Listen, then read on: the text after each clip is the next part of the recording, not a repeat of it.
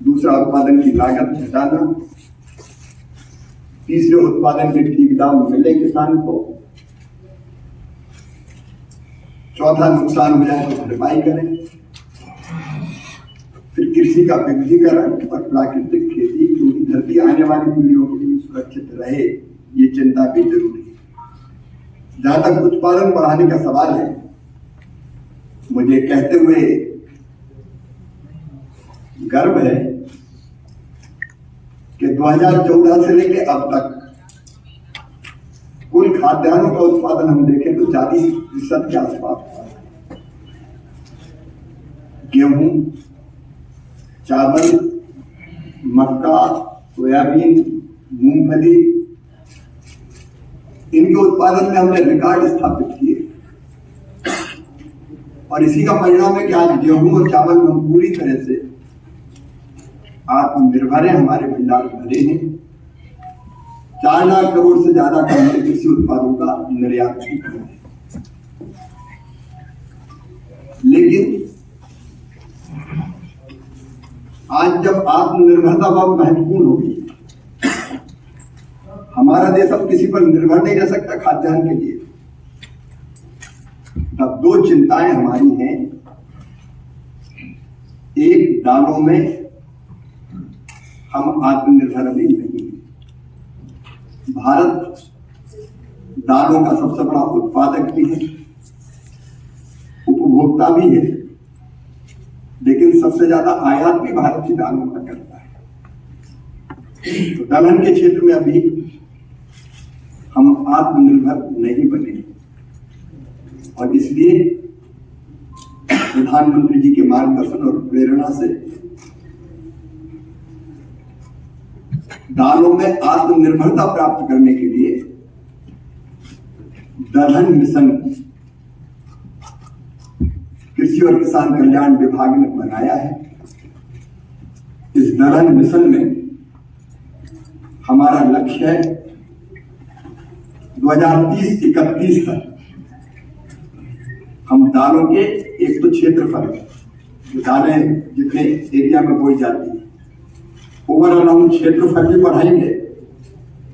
अभी जो क्षेत्रफल है वह 275 लाख हेक्टर, इसको बढ़ा के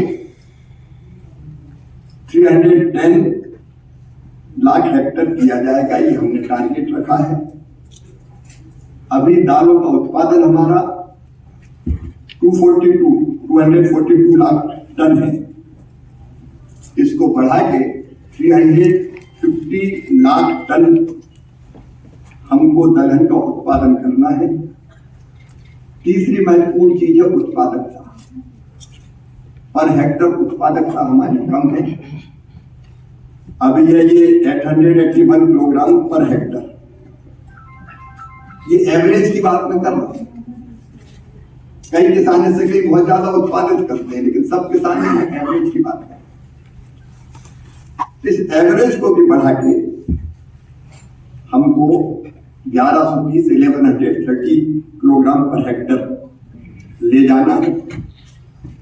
और इसके लिए हम लोगों ने जो रणनीति बनाई है, एक अनुसंधान पर विकास, दालों के ऐसे बीज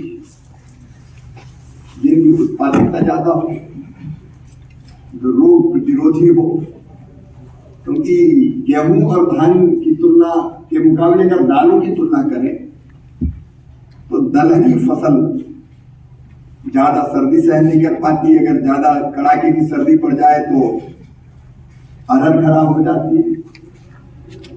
कीटों का प्रकोप ज्यादा होता है, और जो उच्च उत्पादकता वाली कीट प्रतिरोधी और जलवायु अनुकूल किस्मों का विकास और उनको किसानों तक पहुंचाने का काम भी हमको करना पड़ेगा। कई बार किसान भाई बहन परंपरागत बीज बोते हैं, तो सीड को रिप्लेस, अच्छे परंपरागत बीज चले लेकिन वो रिप्लेस भी करना पड़ेगा, तो वो किसानों तक पहुंचाना। और किसानों तक पहुंचाने के लिए ब्रीडर सीड ICR बनाया, लेकिन उससे फिर सर्टिफाइड सीड तक की जो पूरी प्रक्रिया है वो एग्रीकल्चर यूनिवर्सिटी, कृषि विज्ञान केंद्र, राज्य के बीच विकास निगम ये मिलकर पूरी करेंगे। हम किसानों को ऐसे बीज मिनी किट्स के रूप में भी उपलब्ध कराने का काम करेंगे। 126 लाख क्विंटल प्रमाणित बीज किसानों को दिया जाएगा और 88 लाख निःशुल्क बीज के किट भी बांटे जाएंगे। लेकिन इसके साथ साथ उनको प्रोसेसिंग पर भी ध्यान देना पड़ेगा। अगर ठीक दाम देना है तो जो दलहन का एरिया है अगर वहीं प्रोसेसिंग का काम हो जाए तो किसान को उत्पादन के ठीक दाम भी मिलेंगे और प्रोसेसिंग का काम भी वहीं संपन्न हो जाएगा। इसलिए 1000 प्रसंस्करण इकाइयां भी, जिस पर सरकार 25 लाख रुपए तक की सब्सिडी देगी, वो स्थापित करने का हमारा लक्ष्य है। और मुझे पूरा विश्वास है कि हमारी पूरी टीम कृषि वैज्ञानिकों की, मैंने कहा था one nation one agriculture one team, राज्य सरकार, केंद्र सरकार, केवीके, एग्रीकल्चर यूनिवर्सिटी, प्रगतिशील किसान, हम सब मिलकर काम करेंगे और इस लक्ष्य को हम प्राप्त करने का प्रयास करेंगे।